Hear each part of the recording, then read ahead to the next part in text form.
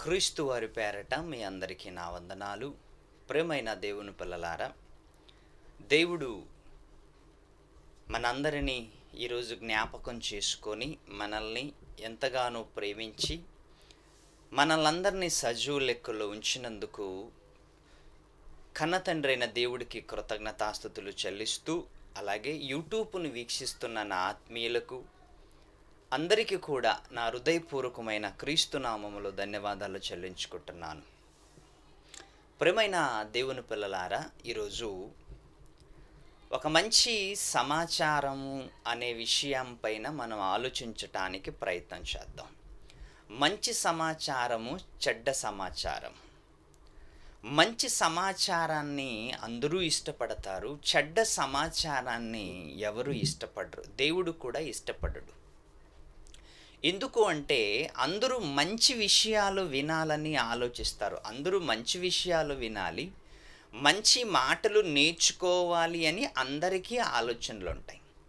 అందుకే మంచిగా మాట్లాడరా, మంచి మాటలు మాట్లాడరా అంటూ అప్పుడప్పుడు మనకి అనేక మంది నోట్లో మనకి వినిపిస్తుంటారు. అనేక మంది నోటి ద్వారా ఏమంటుంటారంటే మంచి మాటలు మాట్లాడండి, మంచి పనికొచ్చే మాటలు మాట్లాడండి, మంచి సందేశాన్ని ఇవ్వండి అంటూ ఎంతోమంది మనకి చెప్తున్నట్లుగా మనకి అర్థమవుతుంది.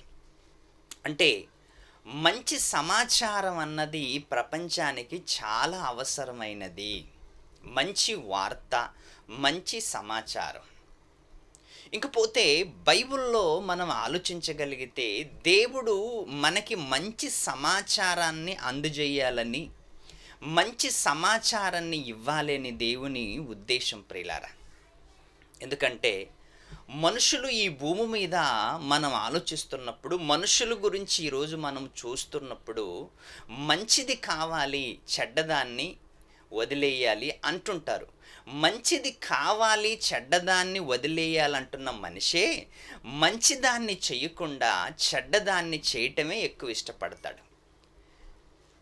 భోజనం మంచిది కావాలి, బట్టలు మంచివి కావాలి, మంచి భార్య కావాలి, మంచి స్నేహితులు కావాలి, మంచి తల్లిదండ్రులు కావాలి, మంచి వాళ్ళు కావాలి అనుకుంటున్న మనిషి మంచి చేయటానికి మాత్రం వెనకవుతాడు, చెడు చేయటానికి మాత్రం ముందుంటాడు. ఎందుకంటే మంచిని కోరే మనిషి మంచి చేయటానికి ప్రయత్నించాలి కానీ చెడ్డది ఎందుకు చేస్తున్నాడు అంటే, దీన్ని బట్టి చూస్తుంటే అర్థం ఏమవుతుందంటే మనిషి నటన జీవితము అనేది మనకు కనిపిస్తుంది. మనిషి నటనగాడు అన్నట్లు కనిపిస్తుంది. మంచిది కావాలి అనుకున్నవాడు మంచి భోజనం కావాలి, మంచి నీరు కావాలి, మంచి వాతావరణం కావాలి, మంచివాళ్ళు స్నేహితులు కావాలి, మంచివాళ్ళు మంచి భార్య కావాలి అని కోరుకుంటున్న ప్రతి మనిషి మరి మంచి చేయటానికి ఎందుకు వెనకాడుతున్నాడు మీరు ఆలోచించండి. మంచి చేయటానికి ఎందుకు వెనకాడుతున్నాడు, మంచి చేయటానికి ఎందుకు 10 అడుగులు వెనకెళ్ళిపోతున్నాడు అంటే, నీకు అవసరమైనవన్నీ మంచివి కావాలి, మరి నువ్వు మంచి చెయ్యాలంటే వెనకపోవాలా? లేదు ప్రియులారా. ఎందుకంటే ప్రతి మనిషి కూడా మంచి చెయ్యాలని కోరుకుంటున్నప్పుడు, ప్రతి మనిషి కూడా మంచివి కావాలని కోరుకుంటున్నప్పుడు చేసే క్రియలలో కూడా మంచి క్రియలు ఉండాలి. చేసే క్రియలు కూడా మంచిగా ఉండాలి. నా బిడ్డలు మంచిగా ఉండాలి, నా కొడుకు మంచిగా ఉండాలి, నా కూతురు మంచిగా ఉండాలి, నా భార్య మంచిగా ఉండాలి, నా భోజనం మంచిగా ఉండాలి, నా బట్టలు మంచిగా ఉండాలి, నా లైఫ్ స్టైలు మంచిగా ఉండాలి అని కోరుకుంటున్నామే కానీ మంచివి కోరుకోవటము మనిషి లక్షణము, మంచిదే కోరుకోవాలి. కానీ మనిషి మంచిగా కూడా బ్రతకాలి. మంచివి కోరుకున్న మనిషి శరీరానికి మంచివి కావాలి, చేసే కార్యక్రమాలన్నీ పనికిరాని కార్యక్రమాలైతే మంచివి తీసుకొని కూడా ఏం లాభం? మంచివి తీసుకొని ఏం లాభం? చచ్చిపోయిన ఎలకకి మంచి బట్టలేస్తే అది చచ్చిపోయింది. మంచి బట్టలేసినా దాని కంపు బయటికి రాకుండా ఉంటుందా? ఉంటుంది కదండి. ఎందుకంటే నువ్వు చచ్చిపోయిన మనిషికి ఎంత మంచి బట్టలేసినా కంపు కొట్టుతున్నట్లు మంచివి తీసుకుంటున్న నీవు మంచోడుగా లేకపోతే కంపే కదండి. అందుకే మంచి సమాచారము అనేది చాలా అవసరమైనది ప్రియులారా. మంచి సమాచారము చాలా అవసరమైనది. పొద్దున్న లేవగానే మంచి మాటలు చెప్తున్నారనుకోండి, వినాలనిపిస్తుంది. క్రైస్తవులైతే మంచి పాటలు పెట్టుకుంటారు, హైందవులైతే సుప్రభాతం పెట్టుకుంటారు, మరి ముస్లిమ్స్లో అయితే వాళ్ళకి సంబంధించిన పొద్దున లేవగానే మంచివి మన చెవికి వినిపించాలి అనుకుంటాం. మనము లేవగానే మంచివి మన చెవికి వినిపించాలి.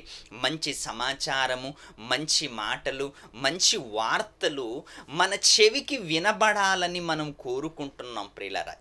ఉదయం లేవగానే ఆ ఉదయం లేవగానే చావు కబురు ఎవరు వినటానికి ఇష్టపడరు. ఉదయం లేవగానే చావు కబురు ఎవరు ఇష్టపడరు వినటానికి. మంచి కబురు వినటానికి అందరూ ఇష్టపడతారు. మంచి సమాచారం వినటానికి అందరూ ఇష్టపడతారు. భూమి మీద 60-70 సంవత్సరాలు బ్రతుకుతున్న మనిషి మంచి సమాచారం కోసం ఎదురు చూస్తున్నట్లు దేవుడు కూడా మంచి వాళ్ళ కోసము ఎదురు చూస్తున్నాడు ప్రియులారా. మంచి వాళ్ళ కోసం ఎదురు చూస్తున్నాడు.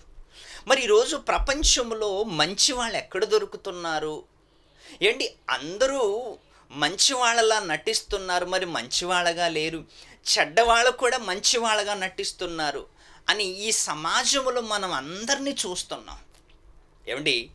చెడ్డవాడు మంచి మాటలు మాట్లాడుతున్నాడు అంటే నమ్మలేని ప్రపంచం. దొంగతనం చెయ్యొద్దండ్రా అని చెప్తుంటే ఎదుటివారు నమ్మలేని నిజాలవి. దొంగ ఎప్పుడైనా దొంగతనం చేయకండి అని చెప్తాడా? చెడ్డవాడు ఎప్పుడైనా మంచి మాటలు మాట్లాడతాడా అని మనకే డౌట్ వస్తుంది. మంచివాడు చెడ్డ మాటలు మాట్లాడకూడదా? చెడ్డవాడు మంచిగా మారకూడదా? దొంగ మంచిగా మారకూడదా? మారాలి. ఒక దొంగ మంచిగా మారాలి, చెడ్డవాడు మంచివాడుగా మారాలి. కానీ మంచివాడు చెడ్డగా మారాడనుకోండి, అది మరి దారుణం. చెడ్డవాడు మంచివాడుగా మారితే జనమందరూ క్లాప్స్ కొడతారు. చెడ్డవాడు చెడ్డ పనులన్నీ మానేసి, చెడ్డ కార్యక్రమాలన్నీ మానేసి మంచి పనులు చేస్తుంటే జనాలు క్లాప్స్ కొడతారు, షబాష్ కొడతారు. అదే మంచివాడు చెడ్డ పనులు చేస్తుంటే జనాలు క్లాప్స్ కాదు చెప్పుతో కొడతారు. మరి మంచివాడుగా ఉండి మంచివాడుగా నటిస్తూ ఈరోజు ఎంత దారుణమైన పని చేసావురా అని క్లాప్స్ కాదు చెప్పులతో కొడతారు. అంతే కదండి. ఒకవేళ చెడ్డవాడు చెడ్డ పనులు చేస్తున్నాడు అంటే జనాలు ఏమనుకుంటారంటే వాడు బ్రతికే అంతండి, వాడు చిన్నప్పటి నుంచి ఎప్పుడు మంచి పనులు చేయడండి, వాడు చేసేవన్నీ చెడ్డ పనులేనండి అని వాన్ని జస్ట్ అసహించుకొని వదిలేస్తారు. కానీ అదే మంచివాడు చెడ్డ పనులు చేస్తున్నాడు అనుకోండి, జనాలందరూ క్లాప్స్ కాదు ప్రియులారా, వాన్ని ఉతికి ఆరేస్తారు. అందుకే ఎప్పుడు కూడా నువ్వైనా నేనైనా భూమి మీద 60-70 సంవత్సరాలు బ్రతుకుతున్న కాలం ఇది. ఎంతకాలము? 60, 70, 80, 90 సంవత్సరాలు బ్రతుకుతున్న జీవిత కాలం ఇది. మంచి చేయటం అనేది మనిషి నైజం కాబట్టి, మంచి చేయటం అనేది మనిషి తత్వం కాబట్టి మంచి చేయటం నేర్చుకోవాలి. మంచి చేయటం నేర్చుకోవాలి. ఎందుకంటే దైవ లక్షణాలు కలిగిన మనిషి, దైవ ఆలోచనలు కలిగిన మనిషి, దేవుడులో నుంచి వచ్చిన మనిషి, దేవుని గుణగణాలను ఉనికి పుచ్చుకున్న మనిషి దేవుడు గురించి లేక సమాజంలో మంచి విషయాల గురించి, మంచి మాటల గురించి చెప్పటానికి మనిషి ఎప్పుడు కూడా ముందుండాలి. మనిషి ముందుండాలి. కానీ ఈరోజు మనిషి ముందు లేడు ప్రియులారా, వెనక్కున్నాడు. కులము కంటే మానవత్వము గొప్పది, మానవత్వము కంటే దైవత్వము గొప్పది అని బైబిల్ చాటి చెప్పింది. సమాజములు అందరూ కులం గొప్పదనుకుంటున్నారు, లేకపోతే మతం గొప్పదనుకుంటున్నారు. కాదు ప్రియులారా, కులము కంటే మానవత్వం గొప్పది, మానవత్వం కంటే దైవత్వం గొప్పది, దైవత్వము ఎక్కడి నుంచి వచ్చిందంటే దైవంలో నుంచి వచ్చింది. దైవత్వాన్ని మనిషికి దేవుడు ఇచ్చినా దాన్ని మరిచిపోయి కులమని, ఆ కులమనే కుట్లలో మనిషి మునిగిపోయాడు ప్రియులారా. అందుకే ఎప్పుడు కూడా మనిషి మంచి చేయటానికి నేర్చుకోవాలి, మంచి ఆలోచనలతో ముందుకెళ్ళాలి, నువ్వైనా నేనైనా. అందుకే మంచి సమాచారము చాలా అవసరమైనది, మంచి సమాచారము చాలా అవసరమైనది. ఇంకపోతే దేవుడు అందరికీ, ఇశ్రాయేలు అందరికీ మంచి వాగ్దానం చేశాడు ప్రియులారా. ఇశ్రాయేలు అందరికీ వాగ్దానం చేశాడు. అబ్రహాము గారిని పిలిచింది కూడా ఎందుకు పిలిచాడు అంటే, నేను నీకు మంచి దేశమును చూపించబోతున్నాను అన్నాడు. అబ్రహాము గారికి దేవుడు వాగ్దానం చేశాడు. ఏమని వాగ్దానం చేశాడు అంటే, నేను నీకు ఒక మంచి దేశాన్ని చూపించాలనుకున్నాను. నీవు నీ బంధువుల దగ్గర నుంచి, నీ ఇంటి వారి దగ్గర నుంచి నీవన్నీ వదిలేసి నన్ను వెంబడించు, నా దగ్గర నేను చెప్పిన చోటుకు వెళ్ళు అన్నాడు అబ్రహాము గారిని దేవుడు. కానీ అబ్రహాము గారు దేవుని మాటకు లోబడి, దేవుని మాటని ధిక్కరించకుండా, దేవుని ఆజ్ఞలను పాటిస్తూ మరి అబ్రహాము గారు వెళ్ళిపోయాడు. దేవుడు అబ్రహాము గారికి ఏ దేశం చూపించాడు అంటే, పాలు తేనెలు ప్రవహించే దేశం, మంచి దేశాన్ని అబ్రహాము గారికి ఇవ్వాలనుకున్నాడు. మంచి దేశం, ఎంత మంచి దేశం అంటే ప్రియులారా, దేవుడు మంచి దేశం అన్నాడు అంటే అది నిజంగా చాలా మంచిది. దేవుడే మంచిది అంటున్నాడు అంటే ఇంక మనిషి చెడ్డది అనటానికి ఇంక వీలు లేదు. మనిషి చెడ్డది అనటానికి ఇంక వీలు లేదు. దేవుడే మంచిది అంటున్నప్పుడు మనుషులు చెడ్డది అనటానికి వీలు లేదు.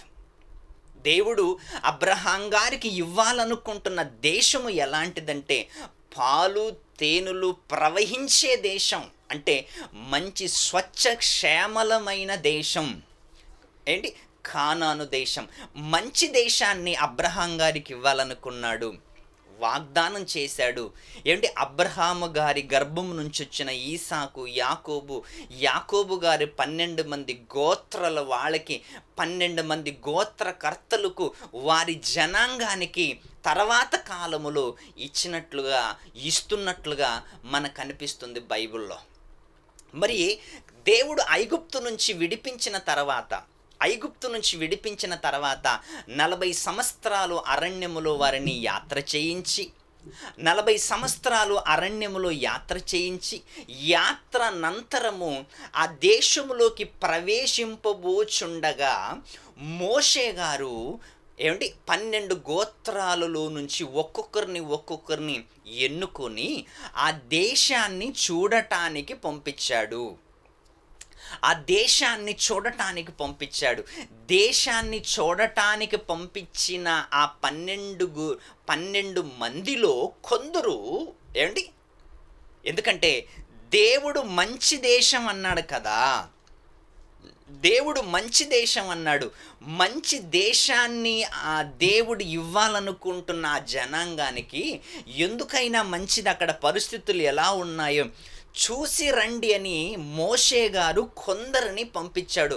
అందులో యెహోషువ ఉన్నాడు, అందులో మరి కాలేబు ఉన్నాడు, మిగతా 10 మంది ఉన్నారు. ఇంచుమించు 12 మందిని పంపించాడు.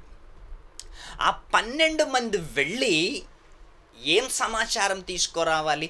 దేవుడు మంచి దేశం అన్నాడు కదా, దేవుడు చూపించే దేశం ఏదైనా మంచిదే కదా, దేవుడు మంచే చేస్తాడు కదా.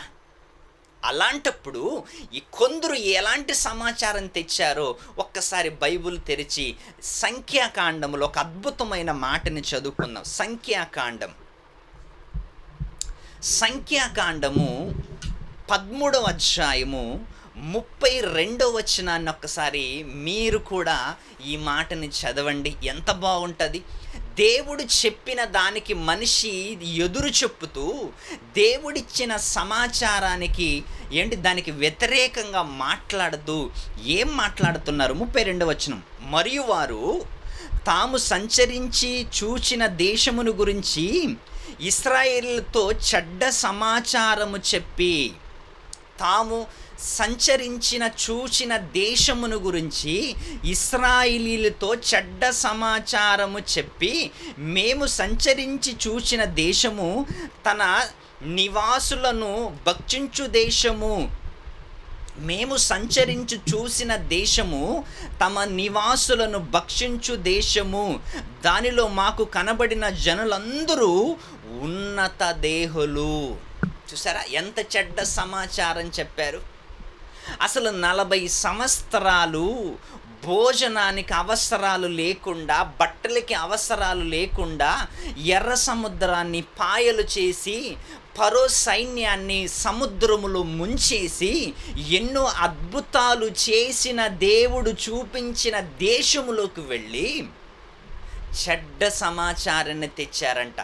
చెడ్డ సమాచారం ఏంటి అంటే, అక్కడ ఆ దేశములో నివసిస్తున్న వాళ్ళు ఉన్నత దేహులు, వాళ్ళతో మనము యాగలేము, వాళ్ళతో మనము యుద్ధం చేయలేము, వాళ్ళతో మనము తలపడలేము, వారి చేతిలో కుక్క చావు చచ్చిపోతాము అని ఒక చెడ్డ సమాచారాన్ని ఇశ్రాయేలీయులతో అందించారంట.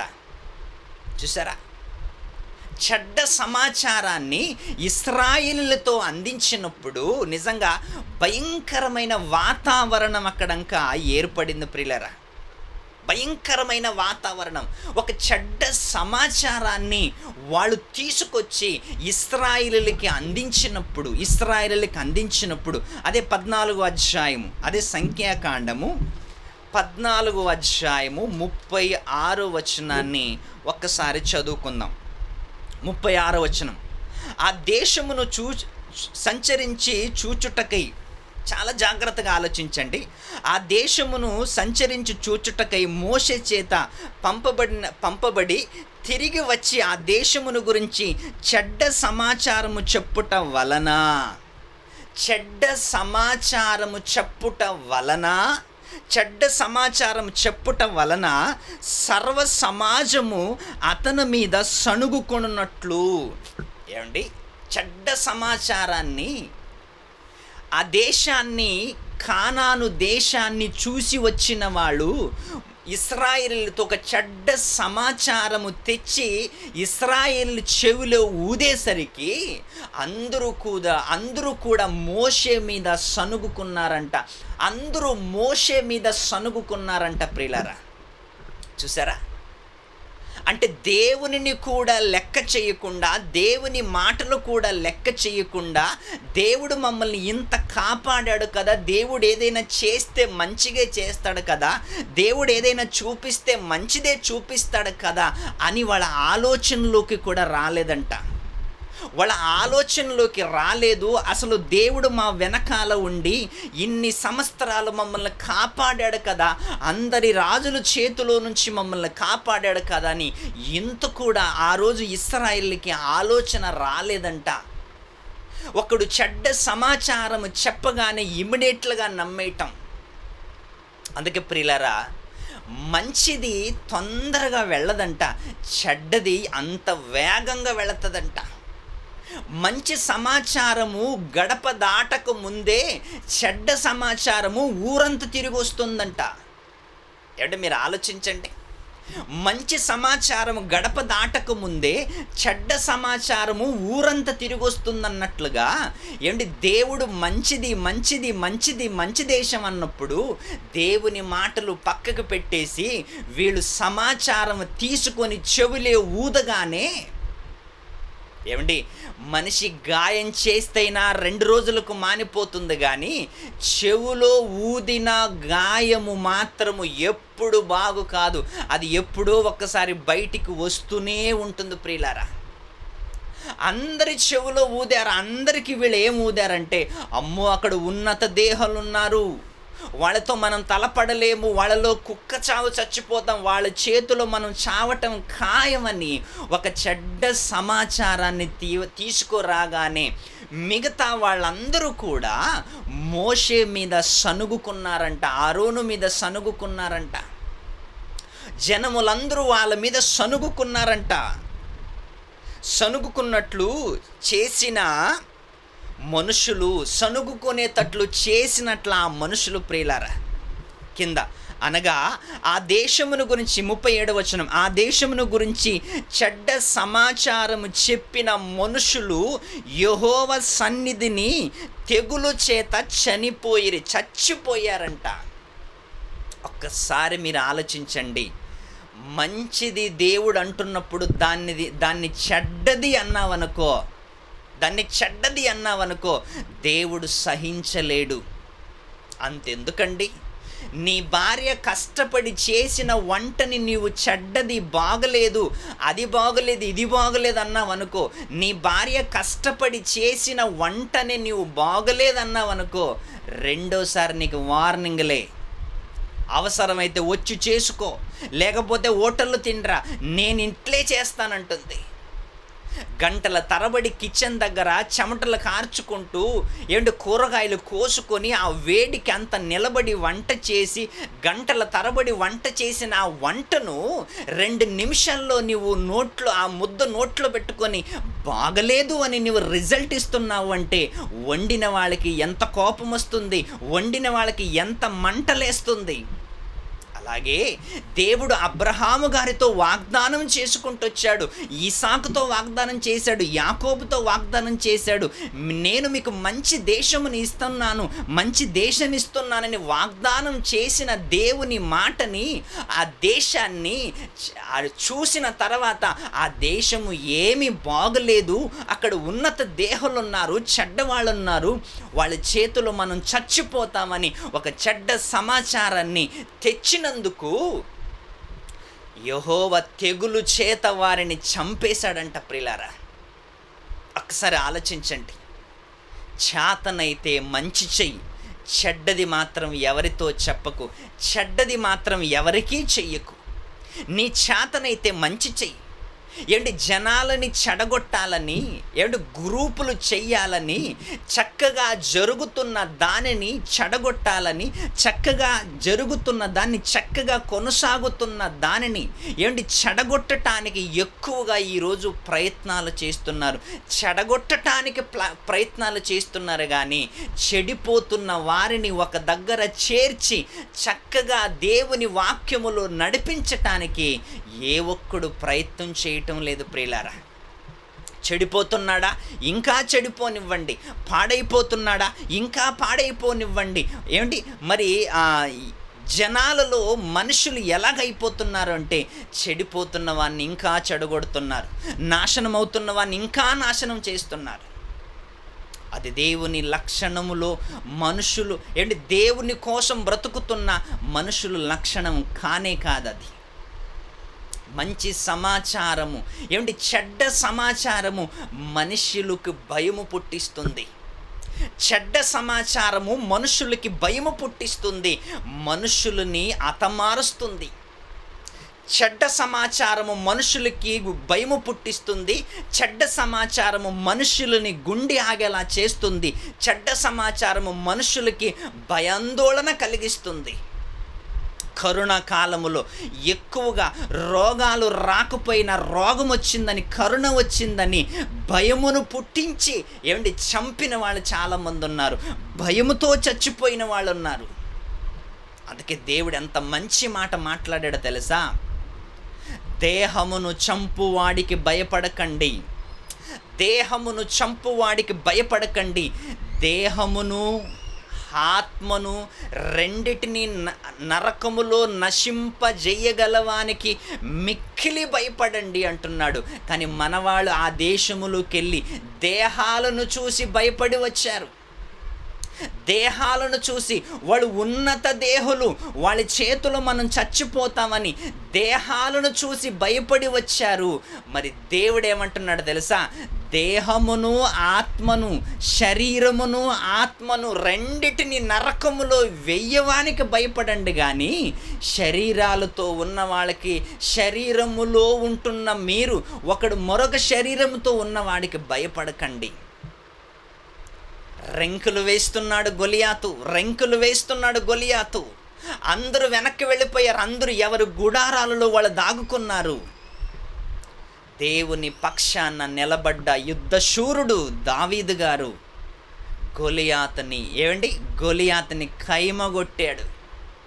ఎందుకంటే దావీదుకు తెలుసు నా పక్షాన దేవుడున్నాడని. దావీదుకు తెలుసు నా పక్షాన ఉన్న వ్యక్తి, ఉన్న శక్తి, 3 లోకాలని పరిపాలిస్తున్న శక్తి నా కన్న తండ్రి అని దావీదుకి తెలిసి ఆ గొలియాతుని పరుగులు తీయించాడు ప్రియులారా.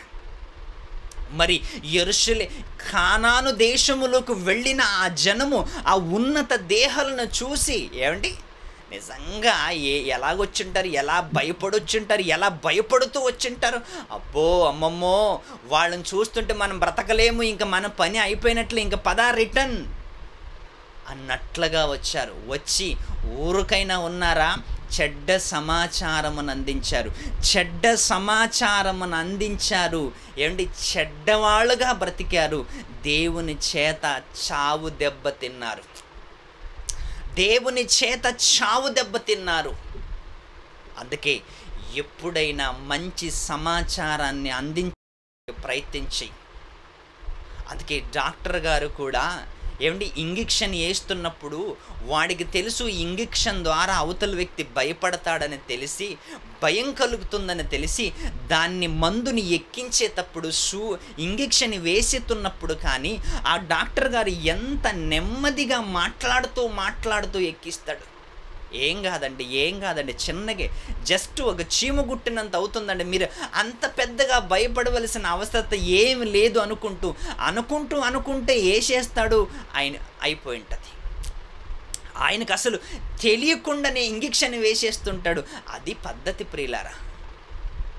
ఆ దేశాన్ని చూడటానికి వెళ్ళిన వారు ఇశ్రాయేలుకు ఒక చెడ్డ సమాచారాన్ని చెప్పేసరికి ఇశ్రాయేలు అందరూ భయపడిపోయారు. అందరూ భయపడిపోయి మోషే మీద సనుగుకున్నారంట. చెడ్డ సమాచారం ఎంత భయంకరంగా ఉంటుందో ఆలోచించండి ప్రియులారా. చెడ్డ సమాచారము మనుషుల్ని ఆతమారుస్తుంది. చెడ్డ సమాచారము మనిషి గుండె ఆగేలా చేస్తుంది. చెడ్డ సమాచారము గొడవలు పెడుతుంది. చెడ్డ సమాచారము దేశానికి చేటుగా మారుతుంది. చెడ్డ సమాచారము ప్రపంచములో గొడవలని రేపుతుంది. చెడ్డ సమాచారము కంటే మంచి సమాచారము సమాజానికి చాలా అవసరమైనది. మంచి సమాచారము గురించి బైబిల్లో ఒక మంచి మాటను చదువుకుందాం. మంచి సమాచారం గురించి ఒక మంచి మాట బైబిల్లో సామెతల గ్రంథము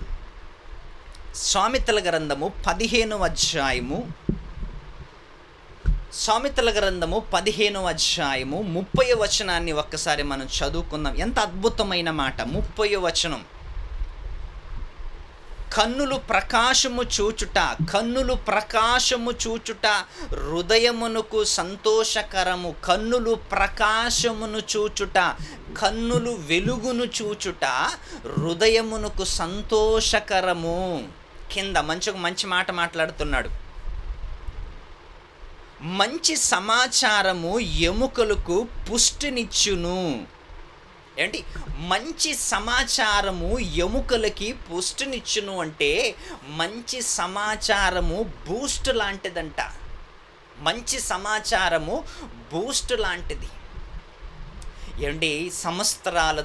సంవత్సరం అంతా తరబడి చివరిలో ఎగ్జామ్ రాసిన తర్వాత ఈ స్టూడెంట్స్ దేనికోసం ఎదురు చూస్తున్నారో తెలుసా?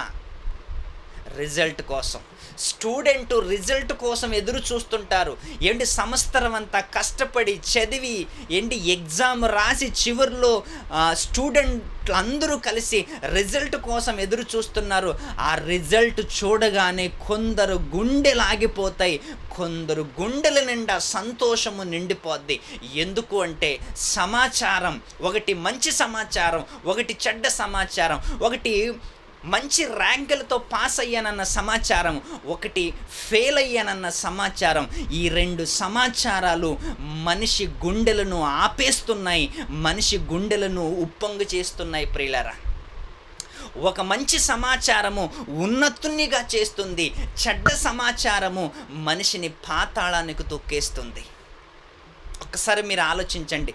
మంచి సమాచారము ఎముకలకి బూస్ట్ లాంటిదంట. బలహీనంగా ఉన్నప్పుడు బలమైన ఆహారము ఎలాంటిదో ఏంటి, బలహీనులకి మంచి సమాచారము కూడా అలాంటిదే, మంచి సమాచారం కూడా అలాంటిదే. అందుకే మంచి సమాచారము కంటే మనిషి చెడ్డ సమాచారాన్ని ఇవ్వటానికి ప్రయత్నం చేయకుండా మంచి సమాచారాన్ని ఇవ్వటానికి ప్రయత్నం చేయండి. మనుషులు చెడ్డవాళ్ళ కంటే మంచివాళ్ళగా ఉండటం మంచిది. మంచివాళ్ళు మంచి సమాచారాన్ని సమాజానికి అందిస్తే కొందరైనా బాగుపడతారు, కొంతైనా సమాజానికి మేలు జరుగుతుంది, నీవు మేలు చేసుకున్నట్లవుతావు. దైవికంగా దైవ కోణములు కూడా నీవు దేవుడి దృష్టిలో మంచివాడవవుతావు ప్రియులారా. అందుకే ఒకసారి ఆలోచించండి, చెడ్డ సమాచారం కంటే మంచి సమాచారం 1000 రెట్లు మంచిది. ఆ మంచి సమాచారాన్ని ఎప్పుడు కూడా నీవు సమాజానికి అందించటానికి ఎల్లప్పుడూ నువ్వు సిద్ధంగా ఉండాలని కోరుకుంటూ ఈ సమయాన్ని ముగిస్తూ సెలవు తీసుకుంటాను. అందరికీ వందనాలు.